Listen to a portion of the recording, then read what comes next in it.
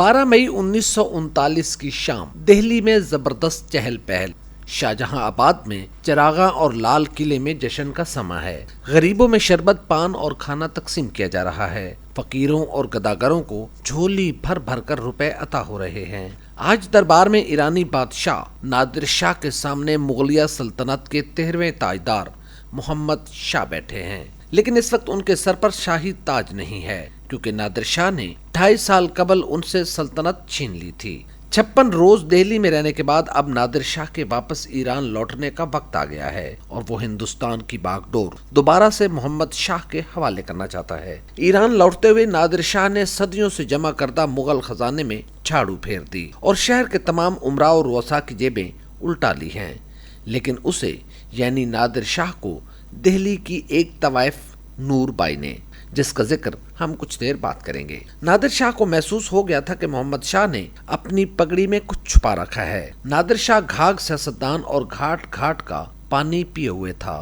اس نے موقع پر وہ چال چلی جسے نہلے پہ دیلا کہا جاتا ہے۔ نادر شاہ نے محمد شاہ سے کہا کہ ایران میں رسم چلی آئی ہے کہ بھائی خوشی کے موقع پر آپس میں پگڑیاں بدل لیتے ہیں۔ آج سے ہم بھائی بھائی بن گئے ہیں تو کیوں نہ اس رسم کا اعادہ کیا جائے۔ نادر شاہ کی اس چال پر محمد شاہ کے پاس سر جھکانے کے علاوہ کوئی چارہ نہیں تھا۔ نادر شاہ نے اپنی پگڑی اتار کر اس کے سر رکھی اور اس کی پگڑی اپنے سر، اور یوں دنیا کا مشہور ترین ہیرا کوہ نور ہندوستان سے نکل کر ایران چلا گیا۔ اس ہیرے کے مالک محمد شاہ اپنے پردادا اورنگزیب عالمگیر کے دور حکومت میں 1702 میں پیدا ہوئے تھے۔ ان کا پیدائشی نام تو روشن اختر تھا، تاہم 29 دسمبر 1719 کو بادشاہ گر سید برادران نے انہیں صرف 17 سال کی عمر میں سلطنت تیموریہ کے تخت پر بٹھانے کے بعد انہیں ابو الفتح نصیر الدین روشن اختر محمد شاہ کا خطاب دیا۔ خود ان کا تخلص سدا رنگیلا تھا۔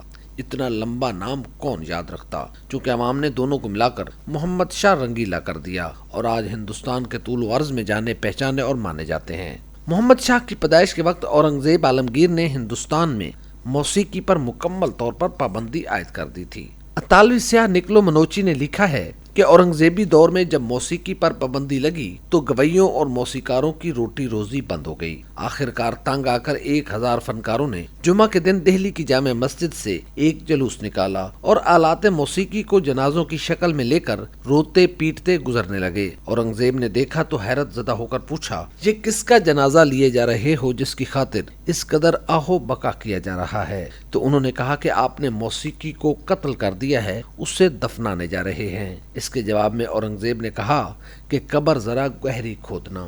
محمد شاہ رنگیلا کے دور میں تمام فنون پوری آب و تاب سے واپس آ گئے جو اس سے پہلے دب گئے تھے۔ اس کی گواہی مرک دلی سے ملتی ہے۔ یہ ایک کتاب ہے جسے محمد شاہ کے درباری درگاہ کلی خان نے لکھا تھا۔ انہوں نے لفظوں سے وہ تصویریں کھینچی ہیں کہ اس زمانے کی جیتی جاگتی سانس لیتی دہلی آنکھوں کے سامنے آ جاتی ہے۔ اس کتاب سے مطالعے سے ایک عجیب بات سامنے آتی ہے کہ صرف بادشاہ ہی نہیں بلکہ اہل دہلی کی زندگی بلکہ دو انتہاؤں کے درمیان پنڈولم کی طرح سفر کرتی تھی۔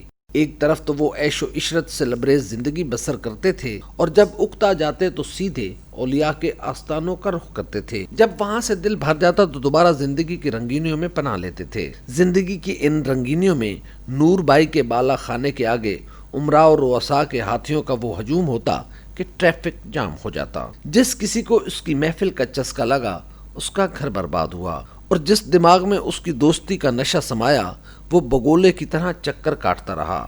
ایک دنیا نے اپنی پونجی کھپا دی اور ان گنت لوگوں نے اس کافر کی خاطر سارا سرمایہ لوٹا دیا۔ نور بائی نے کم وقت میں نادر شاہ سے بھی تعلقات قائم کر لیے تھے اور ممکنہ طور پر ایسی ہی کسی خلوت کی محفل میں اس نے کوہ نور کا راز نادر شاہ پر کھول دیا۔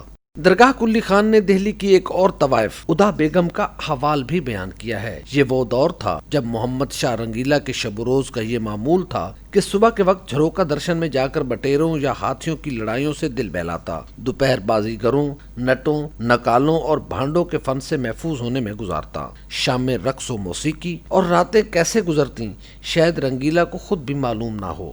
رنگیلا کو ایک اور شوق بھی تھا، وہ اکثر زنانہ لباس پہننا پسند کرتے اور اسی لباس میں دربار میں آ جاتے۔ نادر شاہ کے حملے کے بعد محمد شاہ رنگیلا زیادہ تر سفید لباس پہنتے تھے۔ اس دور میں ایک تصویر نے بہت شہرت حاصل کی کیونکہ دہلی میں یہ بات عام ہو گئی تھی کہ بادشاہ نامرد ہے، اس تصویر میں رنگیلا کو ایک کنیز سے داد عیش لیتے دکھایا گیا ہے۔ اس تصویر کے ذریعے نامردی کے تاثر کو زائل کرنے کی کوشش کی گئی۔ عیش و عشرت، رقص و سرور میں مست مغل بادشاہوں نے سلطنت تیموریہ کو کمزور سے کمزور تر بنا دیا تھا، لیکن اس کے باوجود دہلی دنیا کا سب سے بڑا شہر تھا۔ دہلی اس وقت 20 لاکھ نفوس کا شہر تھا، جو لندن اور پیرس کی مشترکہ آبادی سے بھی زیادہ تھا۔ دہلی اس وقت دنیا کا امیر ترین شہر تھا۔ نادر شاہ 1739 میں درہ خیبر کے راستے ہندوستان میں داخل ہوئے۔ محمد شاہ رنگیلا کو جب بھی کہا جاتا کہ نادر شاہ کی فوجیں آ رہی ہیں تو رنگیلا جواب میں کہتا دلی دور است۔ جب نادر شاہ کی فوجیں دہلی سے صرف 100 میل دور رہ گئیں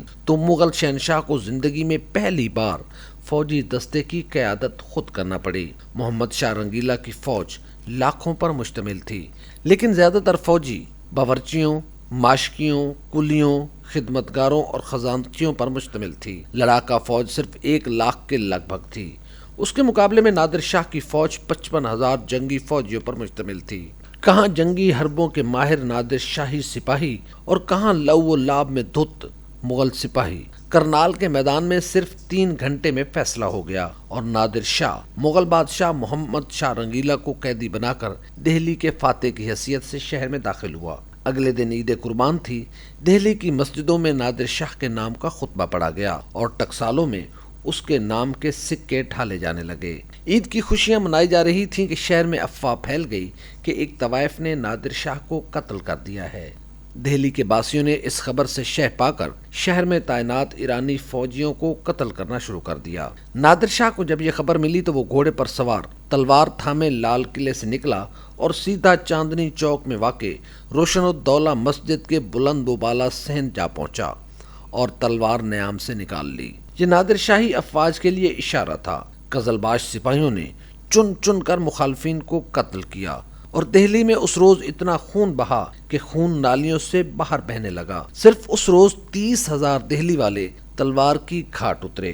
آخر کار محمد شاہ رنگیلا نے اپنے وزیر اعظم نظام الملک کو نادر شاہ کے پاس بھیجا۔ نظام الملک ننگے پاؤں ننگے سر نادر شاہ کے سامنے حاضر ہوا اور خسرو بختیار کا یہ شعر پڑھا: بگر نماندہ کسی تے بتیغ ناز کشی، مگر کہ زندہ کئی مردہ راؤ باز کشی۔ اس کا ترجمہ یہ ہے کہ اور کوئی نہیں بچا جسے تو اپنی تیغ ناز سے قتل کرے، سوائے اس کے کہ مردوں کو زندہ کرے اور دوبارہ قتل کرے۔ اس پر نادر شاہ نے اپنی تلوار نیام میں ڈال لی اور قتل عام کا سلسلہ رک گیا۔ قتل عام بند ہوا تو لوٹ مار کا بازار کھل گیا۔ شہر کو مختلف حصوں میں تقسیم کر دیا گیا اور فوج کی ڈیوٹیاں لگا دی گئیں۔ وہ جس قدر ممکن ہو ان علاقوں سے مال و زار اکٹھا کریں۔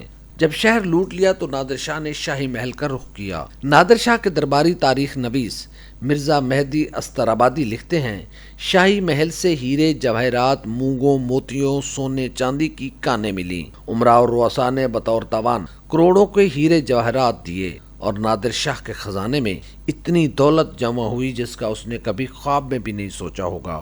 1 ماہ تک سینکڑوں مزدور سونے چاندی کے زیورات، برتنوں اور دوسرے ساز و سامان کو پگھلا کر اینٹوں میں تبدیل کرتے رہے تاکہ آسانی سے انہیں ایران منتقل کیا جا سکے۔ تخمینہ لگانے والوں کے مطابق اس وقت دہلی سے نادر شاہ نے جو لوٹ مار کی اس کی مالیت اس وقت 70 کروڑ روپے تھی، جو آج کے حساب سے 156 ارب ڈالر بنتی ہے اور اسے انسانی تاریخ کی سب سے بڑی مسلح ڈکیتی بھی کہا جاتا ہے۔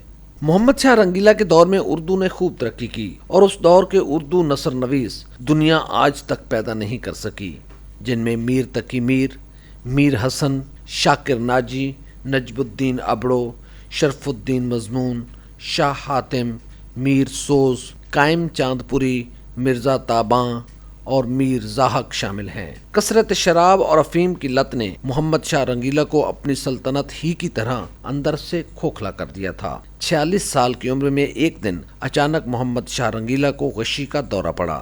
طبیبوں نے ہر نسخہ آزما لیا، انہیں حیات بخش باغ منتقل کیا گیا، لیکن یہ باغ بھی بادشاہ کی حیات کی گھڑیاں کچھ زیادہ طویل نہ کر سکا اور ساری رات بے ہوش رہنے کے بعد اگلے دن 15 اپریل 1784 کی صبح محمد شاہ رنگیلا ہمیشہ کے لیے دنیا سے چل بسا اور انہیں نظام الدین اولیاء کے مزار میں امیر خسرو کے پہلو میں دفن کیا گیا۔ ساری رنگینیاں اور رنگ رلیاں اپنی جگہ، محمد شاہ رنگیلا نے ہندوستان کی گنگا جمنی تہذیب اور فنون کی ترویج کے لیے جو کردار ادا کیا اسے نظر انداز کرنا ناانصافی ہوگی۔ اگر آپ کو ہماری یہ کاوش پسند آئی ہے تو ہماری ویڈیو کو سبسکرائب کریں، لائک کریں اور کمنٹ لازمی کریں تاکہ آئندہ بھی ہم آپ تک اس طرح کی انفارمیشن پہنچاتے رہیں۔ بہت شکریہ۔